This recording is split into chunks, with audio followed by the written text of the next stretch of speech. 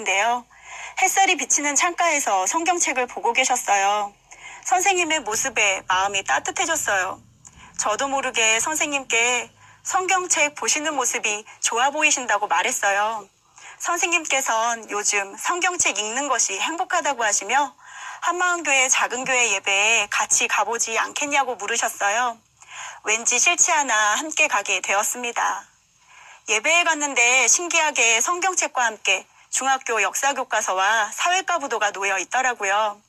예배를 인도하시는 분이 중학교 사회 선생님이셨는데 예수님이 역사에 실존했던 사람이었음을 역사 자료로 제시하며 보여주시는 거예요. 하지만 어릴 때부터 성당을 다녔고 복음은 많이 들었기에 다 아는 얘기라고 생각했어요. 저도 다 알아요 하고 말했죠.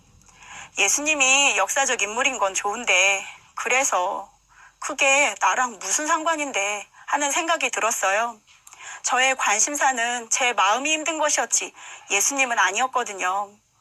작은 교회 언니들은 그런 저의 마음을 어떻게 알았는지 저를 불러내어 밥도 사주고 바다도 보여주고 저의 이야기도 잘 들어주었어요. 예수님 얘기를 듣는 건 불편했지만 언니들을 만나는 건 좋았어요. 언니들과 얘기를 하다가 남자친구 얘기가 나오게 되었어요. 평소에 남에게 속 얘기를 잘 안 하는 편인데 저도 모르게 남자친구에게 받은 상처를 얘기하게 된 거예요.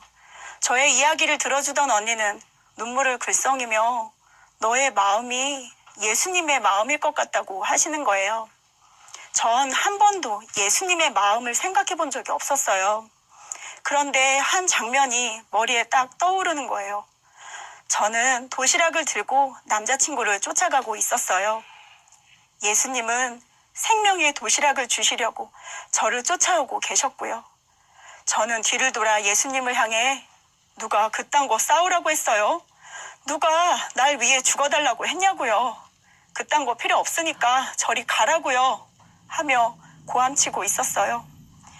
지금까지 저와 상관없다고 생각했던 예수님의 마음을 처음 생각해보게 되었어요.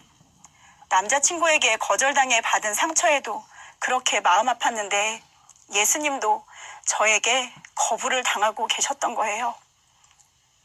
내 등만 바라보시며 따라오셨을 예수님의 마음은 얼마나 아프셨을까 하는 생각이 들었어요. 제가 남자친구에게 힘들었던 건 다른 게 아니라 제 마음을 몰라주는 거 하나였어요. 예수님도 저에게 원하셨던 건 단 하나, 뒤돌아봐 주기를, 당신을 믿어주기를 바라셨을 것 같다는 생각이 들었어요. 그 순간 언니들에게 들었던 복음과 말씀들이 생각났어요. 성령님께서 책망하시는 죄는 예수님을 믿지 않는 거라고 하셨어요. 하나님의 입장에서 보니 예수님을 믿지 않는 게 죄라는 게 너무나 마땅하더라고요. 하나님께서는 당신을 버리고 세상을 쫓던 저를 살리시려고 독생자 예수님을 보내어 저를 대신해 죽게 하셨어요. 하나님의 원수인 제가 죽어야 하는데 예수님이 대신 죽으신 거예요.